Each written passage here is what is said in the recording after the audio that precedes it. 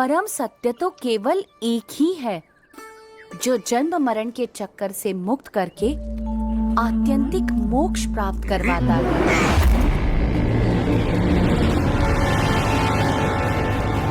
ए बच्चे, क्या सुख दुख की बातें बना रहा है तू? हाँ?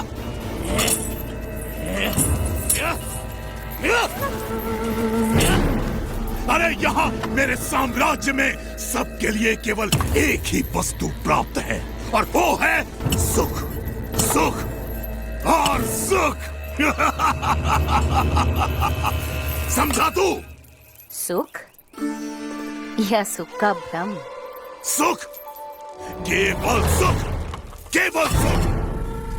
एक सच्चे उपासक की तरह उपासना करके हर एक सुख को सिद्ध किया है मैंने, और गले तक मदिरा का पान करके उन हर एक सुख के नशे में रहता हूं मैं। इसीलिए पी-बैक कहलाता हूं मैं, पी-बैक।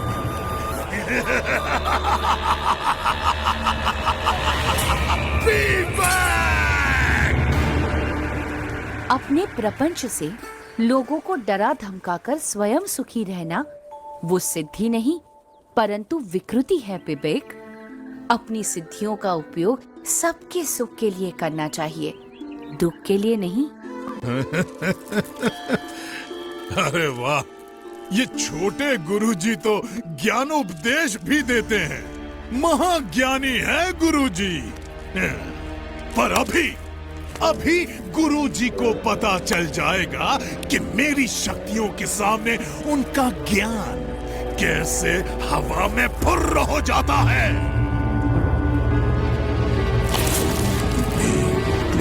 फट। ओम ह्रीं क्लीं फट। ओम ह्रीं क्लीं फट।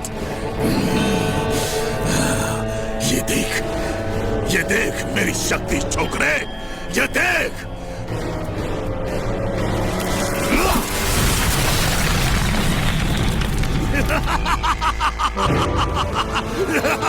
देखा?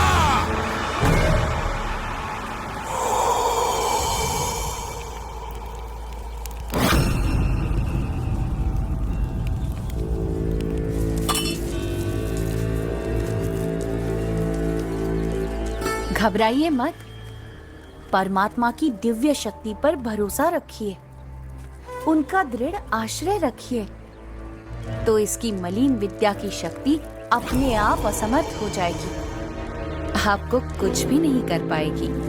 ये छोकरे, मेरे शिष्यों को मेरे ही विरुद्ध भड़का रहा है तू। भड़का नहीं रहा हूँ, पर जगा रहा हूँ, क्योंकि इस बेचारे वृक्ष की तरह ये सब भी निर्दोष हैं। तू उनकी छोड़ और अपनी सोच। तुम भी तो अपनी सोचो विवेक।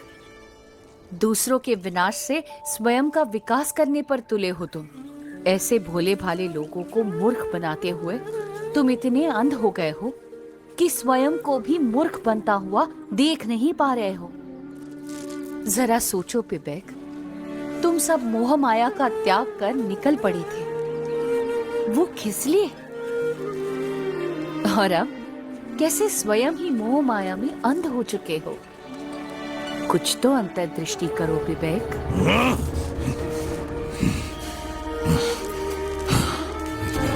इसे कैसे पता? वैसे मेरी भूल तो है, लेकिन नहीं, ये बकवास कर रहा है।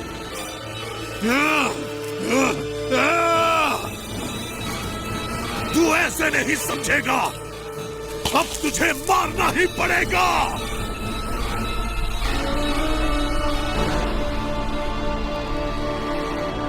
परमात्मा की काल शक्ति के सिवा कोई किसी को मार नहीं सकता। अरे तुझे मारने के लिए तो मेरी शक्ति ही काफी है।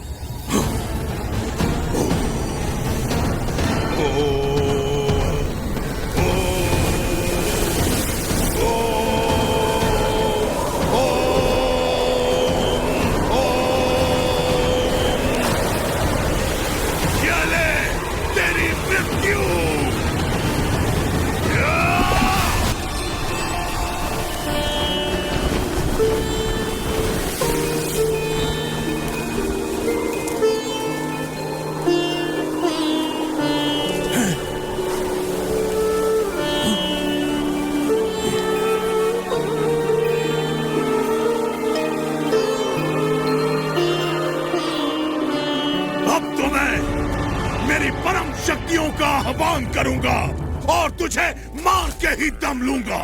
हाँ?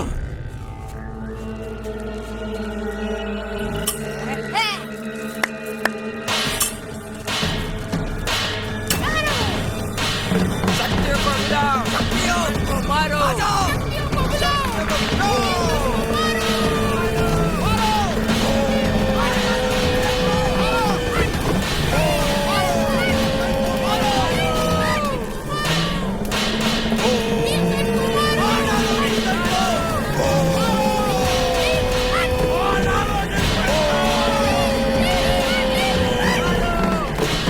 मेरी परम शक्तियों, मैं आप सबका आह्वान करता हूँ, इस लड़के को खत्म कर दो, मार डालो इसे।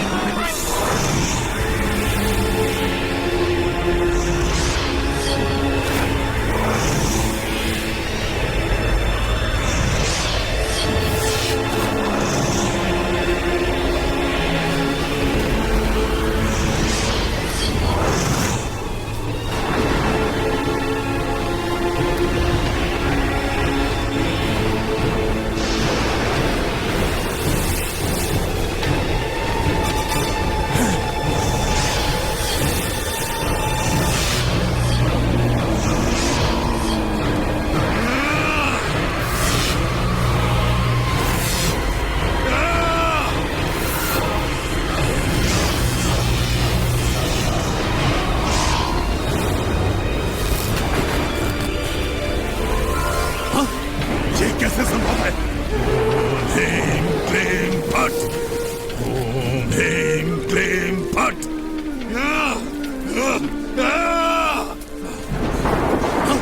ये कैसे संभव है? ये क्या हो रहा है? मेरी शक्तियां काम क्यों नहीं कर रही हैं? अरे अरे अगर यहां से नहीं हो रहा है तो वहां से मारो, अपनी सारी शक्ति लगा दो पर इसे खत्म कर दो। ये कैसे संभव है? मेरी शक्ति एक छोकरे के सामने हाथ जोड़कर बैठ गई है। नहीं, बस संभाव, बस संभाव। पता नहीं क्यों, पर आज तो तू बच गया, पर कल मैं मेरी सभी शक्तियों को जागृत करके आऊंगा और तेरा नाश करके ही दम लूंगा। तुझे नहीं छोड़ूंगा मैं, छोकरे। कल तक का इंतजार और तेरा सर्वनाश,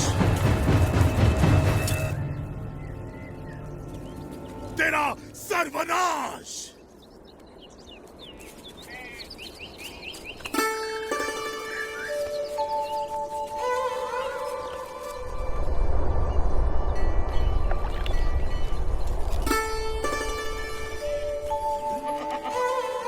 धर्म का आचरण छोड़कर अधर्म का आचरण करने के लिए बहाने तो हजार मिल जाते हैं, पर यदि दृढ़ता से धर्म के मार्ग पर चलते रहेंगे तो माइक आकर्षणों पर गिरने से बच जाएंगे, अधर्म से बच जाएंगे।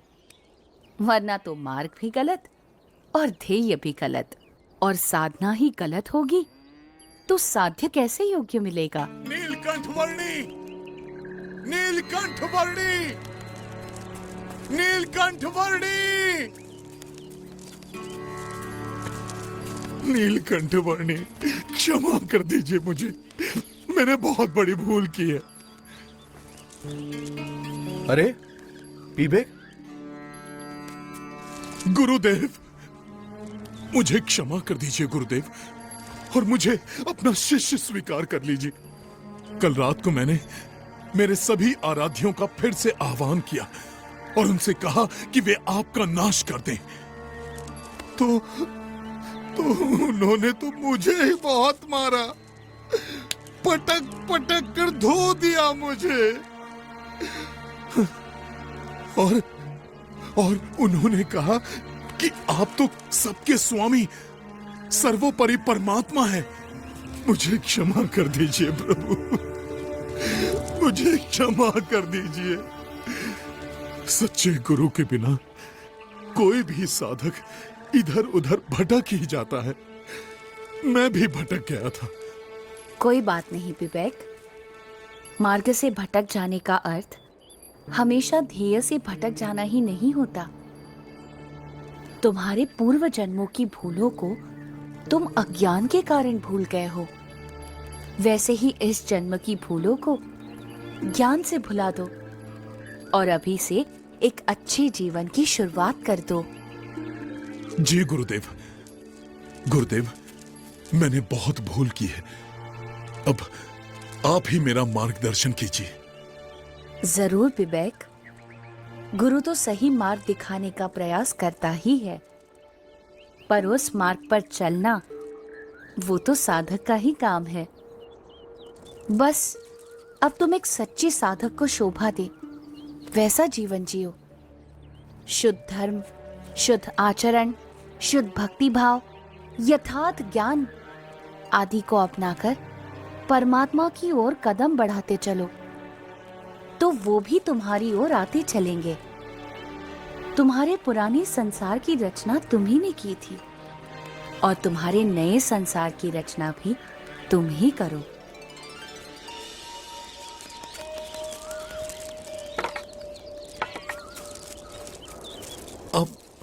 आप कहां चल दिए गुरुदेव? अब मुझे आपसे दूर नहीं होना है। जहां प्रेम है वहां दूरी कैसी? और भौतिक दूरी बढ़ने से हृदय की निकटता मिट थोड़ी ना जाएगी। विवेक, गुरु की आज्ञा में रहना वो उनके साथ रहने के समान ही है। जी गुरुदेव, अब मेरा शेष जीवन आपकी आज्ञा के अनुसार ही बीतेगा।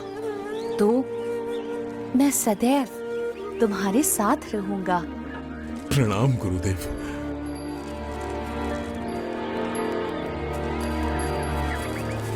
प्रणाम नीलकंठ वर्णी।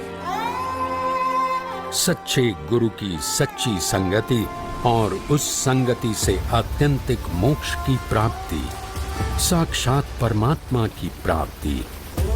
परम कल्याण के इस परम संदेश को फैलाने के लिए अपने अगले पड़ावों की ओर नीलकंठ वर्णी आगे बढ़ चले, असम के घने वनों से होते हुए।